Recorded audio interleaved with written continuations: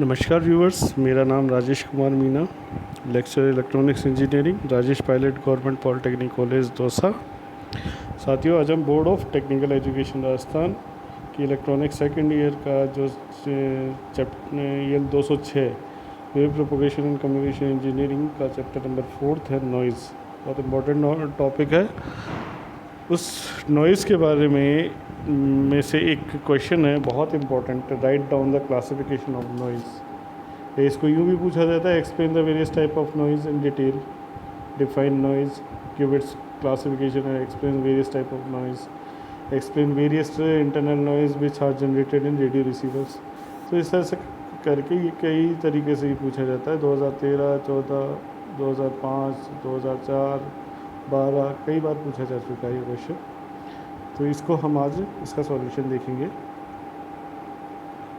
साथियों, इसको जो नॉइज़ होती है, तो सबसे पहले तो हमें ये जानना चाहिए कि नॉइज़ क्या होता है। हम सिग्नल, कोई भी एनालॉग सिग्नल या मैसेज सिग्नल होता है, उस मैसेज सिग्नल को मॉड्यूलेट करके उसमें कई तरीके की एनालिसिस करके, डायग्नोसिस करके उसको ट्रांसमिट करते हैं। मॉड्यूलेशन होगा, फिल्ट्रेशन होगा, उसके बाद में उसको सिग्नल को ट्रांसमिट किया जाता है। फिर वो सिग्नल चैनल में जाता है, या तो वो चैनल वायर्ड होगा या वायरलेस होगा।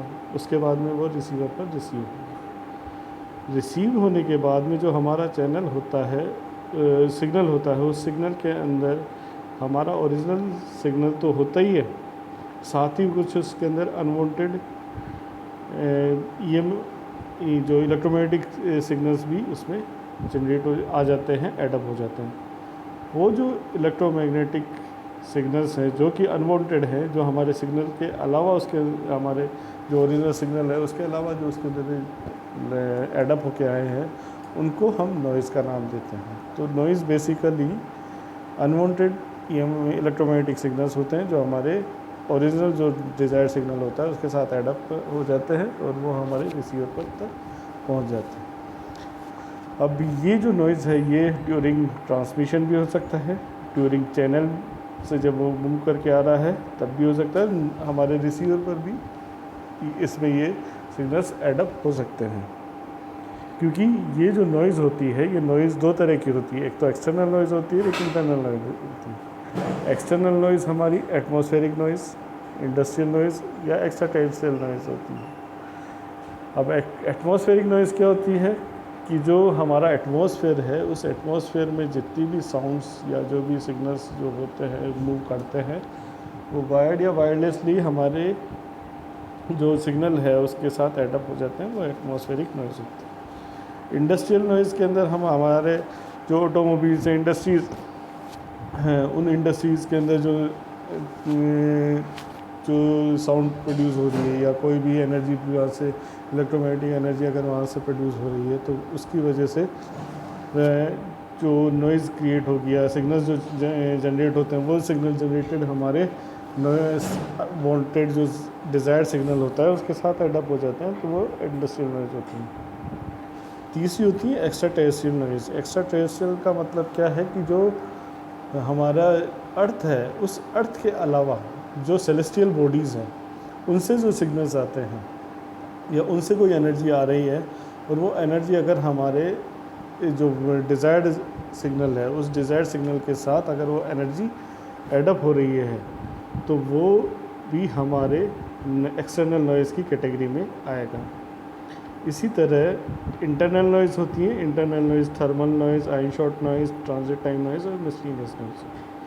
थर्मल नॉइज़ तो क्या होता है कि ये एक हमने क्वेश्चन भी आया था कि व्हाट इज़ थर्मल नॉइज़ इसके साथ, तो हम इसको थर्मल नॉइज़ को भी इंक्लूड कर रहे हैं अपने क्लासिफिकेशन के साथ में, इसका भी एक सॉल्यूशन दे रहे हैं। तो थर्मल नॉइज़ को अगर मैं परिभाषित करूँ, तो किसी भी विद्युत परिपथ में धारा प्रवाहित करने पर परिपथ में उपस्थित इलेक्ट्रॉन पर आवेश उत्पन्न हो जाते हैं और वे निश्चित दिशा में गतिशील हो जाते हैं, लेकिन मार्ग में उपस्थित अनेक प्रकार के धनायनों, अणुओं और परमाणुओं आदि के टकराव से अनियंत्रित तथा विपरीत दिशा में गति करने लगते हैं। इन प्रतिरोधों के कारण परिपथ में उत्ताप उत्पन्न हो जाता है और धारा प्रवाह के कारण ताप में निरंतर वृद्धि होती रहती है, जो शोर का मुख्य कारण होती है। इसे वाइट नॉइज़ और जॉनसन नॉइज़ भी कहते हैं।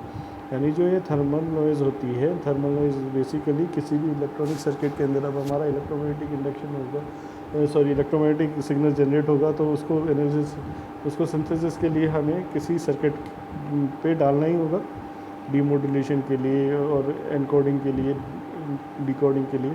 तो उस दौरान क्या होता है कि करंट फ्लो करता है, करंट फ्लो करता है, जो इलेक्ट्रॉन्स फ्लो करते हैं किसी एक पर्टिकुलर डायरेक्शन में, तो उनके जो पाथ के अंदर कुछ आयंस, एटम्स और जो भी कुछ आता है उनसे वो टकराते हैं, टकराकर उनकी कई बार क्या होता है कि रेजिस्टेंस टकराते हैं, टकराने की वजह से उसमें रेजिस्टेंस प्रोड्यूस होता है। इस रेजिस्टेंस की वजह से टेम्परेचर जो होता है वहाँ इंक्रीज़ हो जाता है, और उस इंक्रीज टेम्परेचर की वजह से नॉइज़ क्रिएट होती है, नॉइज़ प्रोड्यूस होती है, उसे हम वाइट नॉइज़ या जॉनसन नॉइज़ भी बोलते हैं। इसकी जो इक्वेशन है वो है Pn is directly proportional to T delta F, where Pn क्या होता है, नॉइज़ पावर, T होता है टेम्परेचर, और टेम्परेचर हमारा जनरली हम केल्विन में लेते हैं इसमें, तो 273, तो जो हमारा एम्बिएंट टेम्परेचर प्लस जो भी है डिग्री के अंदर उसको कन्वर्ट कर सकते हैं अपन केल्विन के अंदर, तो वो टेम्परेचर, और डेल्टा एफ हमारा बैंडविड्थ होता है, जिस बैंडविड्थ का वो सिग्नल होता है। तो इस तरह से हमारा Pn equals to KT delta F होगा, तो power equals to KT delta F होगा नॉइज़ पावर, तो नॉइज़ वोल्टेज होगा √4 KT delta F into R. ये आर है रेजिस्टेंस जो कि क्रिएट होता है हमारे सर्किट के अंदर इस वाइट नॉइज़ और जॉनसन नॉइज़ को जो जनरेट करता है, उसका सोर्स ये है। इसी तरह short noise, transit time noise और मिसलिनियस नॉइज़, ये और बाकी तीन तरह की नॉइज़ है, ये भी हमारी जो इंटरनल सर्किट है उसके अंदर प्रोड्यूस होती है। तो इस तरह से हमारा ये जो नॉइज़ है इसका क्लासिफिकेशन होता है। हम इनका इंडिविजुअल का जो डिफरेंशिएशन है या इंडिविजुअल को हम अलग अलग नेक्स्ट टाइम पढ़ेंगे। बाकी अभी ये जो क्वेश्चन है, इस क्वेश्चन के आंसर में हम लोग क्लासिफिकेशन तक ही सीमित हैं, तो क्योंकि अगर इससे ज़्यादा अगर हम लिखने लगे तो हमारा एक क्वेश्चन काफ़ी लेंथी हो जाएगा, जिसके मार्क्स का वेटेज तो वैसे ही 6 नंबर से ज़्यादा का नहीं होगा, तो हमें इसमें थोड़ा टाइम का और मार्क्स का कैलकुलेशन करके ही आंसर देना है। तो ये इसका बेसिक क्लासिफिकेशन है। आई होप आपको समझ में आया होगा। धन्यवाद।